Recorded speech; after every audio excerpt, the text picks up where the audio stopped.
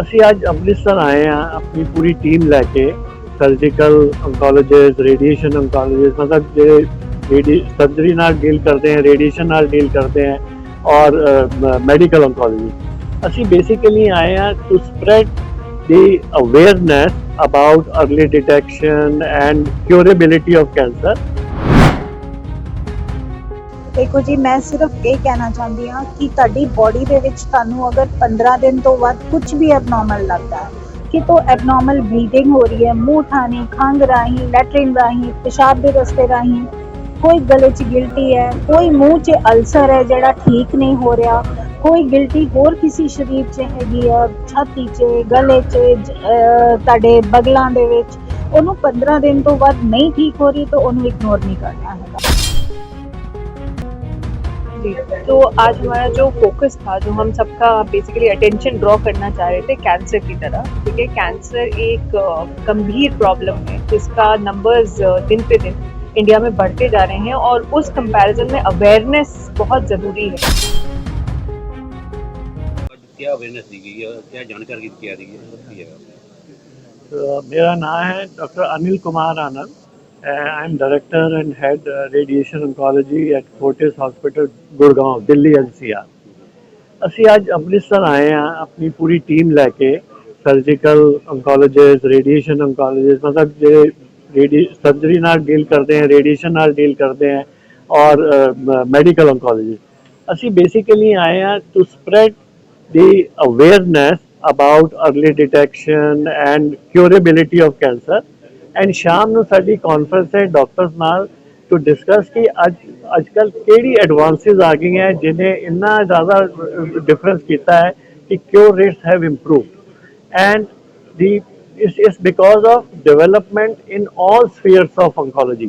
Medical oncology में बहुत सारी डेवलपमेंट्स हैं, रेडिएशन में बहुत हैं, सर्जरी में बहुत हैं। रेडिएशन में डॉक्टर साहब भी साढ़े नाल है, हाले तक रेडिएशन होती है CT स्कैन गाइडेड। ਹੁਣ MRI गाइडेड रेडिएशन ਅਸੀਂ ਲਾ ਰਹੇ ਹਾਂ फोर्टिस गुड़गांव ਵਿੱਚ। This will be the second machine in the country where we will give radiation MR guided. ਸਾਨੂੰ ਸਭ ਨੂੰ ਪਤਾ ਹੈ ਕਿ ਕੋਈ ट्यूमर डिटेक्ट ਹੁੰਦਾ ਸਭ ਤੋਂ ਪਹਿਲਾਂ ਕਹਿੰਦੇ ਜੀ CT ਸਕੈਨ ਦੇ ਬਾਅਦ ਅਗਰ ਹੋਰ ਕਲੀਅਰ ਦੇਖਣਾ ਤਾਂ MRI। ਹੁਣ ਸਾਡਾ ਟ੍ਰੀਟਮੈਂਟ ਵੀ MRI गाइडेड ਹੋਏਗਾ। ट्यूमर ਨੂੰ ਅਸੀਂ ट्रैक ਕਰਾਂਗੇ, ਉਹਦੇ ਅਲੋਂਗ ਅਸੀਂ ਉਹਨੂੰ ਅਡੈप्ट ਕਰਾਂਗੇ और रेडिएशन उसी टाइम देंगे ताकि ट्यूमर की कोई मूवमेंट ना हो और उसको बड़ी एक्यूरेटली असी रेडिएशन दे पाइए। कैंसर होने के कारण की है जी, ज़्यादा की कारण किस तरह कैंसर क्यों फैलता है?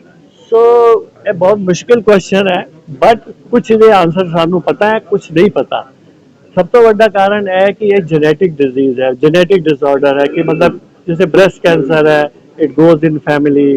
कोलन कैंसर है, जैसे किसी को अगर थोड़े फैमिली च कोलन कैंसर या ब्रेस्ट कैंसर होया तो सानू फिर बाकी फैमिली मैंबर्स कॉशियस रहना चाहिए है कि इन्हों असी स्क्रीनिंग कराइए। जैसे कोलन कैंसर की स्क्रीनिंग होती है एंडोस्कोपी नाल, ब्रेस्ट कैंसर की स्क्रीनिंग होती है मैमोग्राफी नाल। तो बड़े सस्ते मैथड हैं, महंगे नहीं है। साल एक बार मैमोग्राफी कराओ, ब्रेस्ट कैंसर प्रिवेंट कर सकते हैं, कोलोनोस्कोपी कराओ, कोलन कैंसर डिटेक्ट कर सकते हैं। तो अज सब तो बड़ी जो चीज़ है वो यह है कि अगर अवेयरनेस होएगी तो cancer rate will reduce, the people who will die of cancer will reduce। so ਜਿਹੜਾ फैल रहा है कैंसर वो दो तीन वजह नाल है। एक ये कि साढ़े लाइफ स्टाइल खराब है, जैसे हार्ट डिजीज ज़्यादा है वो पैरेलल कैंसर भी ज़्यादा हो जा रहे हैं। क्यों? ओबेसिटी बहुत ज़्यादा है, मोटापा, डायबिटीज़ बहुत ज़्यादा है, फिजिकल एक्टिविटी है नहीं, और खूब फैट और घी मक्खन चीज़ पनीर असी खाने और उन्होंने बर्न करते नहीं है। अल्कोहल, स्मोकिंग, ठीक है, इन्होंने चीज़ों की जी प्रेवलेंस है और सेवन है बहुत ज़्यादा बढ़ गया है। पंजाब तो शुक्र है स्मोकिंग नहीं है, बाहर तुम देखो स्मोकिंग, अल्कोहल, तो यह सारे थर्ड है कि हुण लाइफ स्पैन भी बढ़ रहा है। ज़्यादातर लोग 70-75 साल तो ऊपर जी रहे हैं, उत्थे भी कैंसर ज़्यादा होता है। तो इस तरह कई रीजनस है कि कैंसर बढ़ रहा है।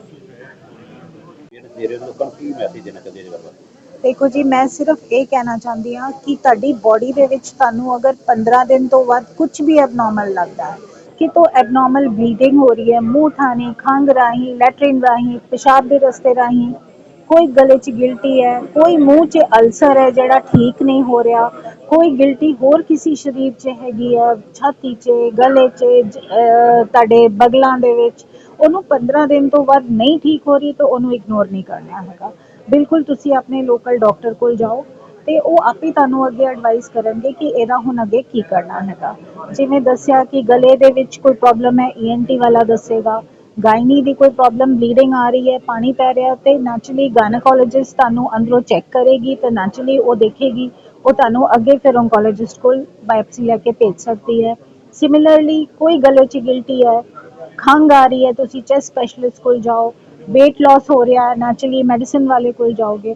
ਤੇ ਆਪਣੀ ਬੋਡੀ ਦਾ ਜੋ ਕੁਝ ਵੀ ਐਬਨੋਰਮੈਲਿਟੀ ਹੈ, ਪਲੀਜ਼ ਉਹਨੂੰ ਇਗਨੋਰ ਨਹੀਂ ਕਰਨਾ। ਜਾ ਕੇ ਸਿੱਧੇ ਤੁਸੀਂ ਡਾਕਟਰ ਨੂੰ ਮਿਲੋ। ਵੱਧ ਤੋਂ ਵੱਧ 15 ਦਿਨ ਵੇਟ ਕਰ ਸਕਦੇ ਹੋ, ਉਸ ਤੋਂ ਜ਼ਿਆਦਾ ਨਹੀਂ ਵੇਟ ਕਰਨਾ ਤੇ ਇਸ ਦੀ ਅੱਗੇ ਇਲਾਜ कराओ। मैं डॉक्टर वृत्ति लुम्बा हूँ। मैं प्रोग्राम हेड हूँ Fortis cancer institute and haematology institute की। आज प्रेस मीट की गई है, किस तरह जारी हुई है? जी, तो आज हमारा जो फोकस था, जो हम सबका बेसिकली अटेंशन ड्रॉ करना चाह रहे थे कैंसर की तरह, ठीक है। कैंसर एक गंभीर प्रॉब्लम है जिसका नंबर्स दिन पे दिन इंडिया में बढ़ते जा रहे हैं और उस कंपैरिजन में अवेयरनेस बहुत ज़रूरी है। तो हम ये चाहते थे कि आज हम प्रेस के माध्यम से जन जागरण तक, सब तक एक मैसेज पहुंचाएं कि कैंसर को हम डायग्नोज कर सकते हैं, समय से डायग्नोज कर सकते हैं, और अगर समय से डायग्नोज हो जाए तो ट्रीटमेंट भी पूरे तरीके से पॉसिबल है। कैंसर एंड नहीं है। इसके लक्षण क्या होते हैं कैंसर के? कैसे पता चलेगा कि मरीज को मुझे कैंसर हो गया, उसका कोई लक्षण है? हाँ जी, बिल्कुल अलग अलग कैंसर्स होते हैं। कैंसर एक जगह का नहीं होता, अलग अलग कैंसर्स के अलग अलग लक्षण होते हैं। जैसे अगर मैं मुंह के कैंसर की बात करूं, जो बहुत कॉमन है हमारे देश में, ठीक है, हमारे इस तरफ देश के बहुत कॉमन है। तो मुंह में एक अगर कोई अल्सर है जो ट्रीट बहुत टाइम से है, हील नहीं हो रहा, माउथ अल्सर कहते हैं हम उसको, या फिर कोई सफ़ेद पैच बन गया है मुंह के अंदर, जो भी पेन भी नहीं है, उसमें कोई सिम्टम नहीं है, बस मुंह के अंदर एक पैच है, वो मुंह के कैंसर का होता है। कोई गांठ कहीं बन रही है, स्पेशली अगर कोई गांठ में जिसमें दर्द नहीं है, वो गांठें बहुत इंपॉर्टेंट होती है। वो शरीर में कहीं पे भी ऐसी कोई गांठ हो सकती है, वो दिखानी बहुत ज़रूरी होती है।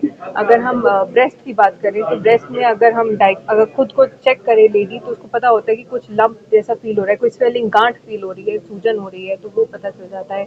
उसी प्रकार से लिवर, अगर हमें जॉन्डिस हो रहा है तो लिवर का वो होता है।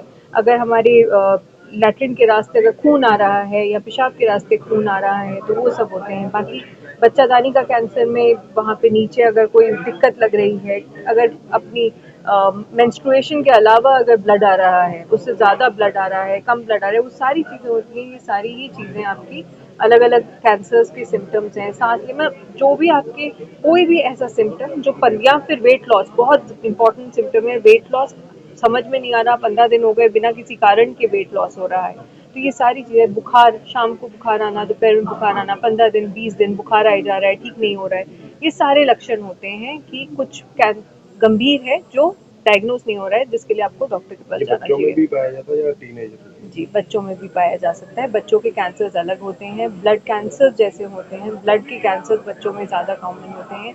ब्लीडिंग डिसऑर्डर्स होते हैं, बाकी ब्रेन में होता है। तो बच्चों में भी कैंसर होता है, इतना ज़्यादा नहीं है, बट कैंसर तो बच्चों में भी होता ही है। इलाज है जी जी जी, बिल्कुल इलाज है। वही मैंने कहा, अर्ली अगर डायग्नोस हो जाए, जल्दी अगर हम पकड़ पाएँ कैंसर को, तो उसका इलाज 90%, 80-90% तक हम इसका इलाज कर सकते हैं। लेट स्टेज कैंसर अगर चौथी स्टेज में आता है, चौथी स्टेज में हम तब कहते हैं जब वो और जगह फैल गया है, तो थोड़ी दिक्कत होती है, बट वो भी हम कोशिश करते हैं कि आज की डेट में टेक्नोलॉजी इस तरीके से है कि हम ज़्यादा से ज़्यादा पेशेंट को बेटर क्वालिटी लाइफ की दे पाएँ। और आजकल जैसे जो ट्रीटमेंट मोडालिटीज़ आ चुकी हैं, MR लिनैक हो गया, बोन मैरो ट्रांसप्लांट हो गए, कीमोथेरेपी, टारगेटेड थेरेपी होती है, जिसमें जो आपके सेल्स हैं जो गलत बन रहे हैं उनको कंट्रोल किया जा सकता है। ये सारे आज की डेट में ट्रीटमेंट बहुत सारे अवेलेबल, दुनिया में जो भी चीज़ अवेलेबल है वो आज की डेट में हमारे पास इंडिया में और फोर्टिस में अवेलेबल है।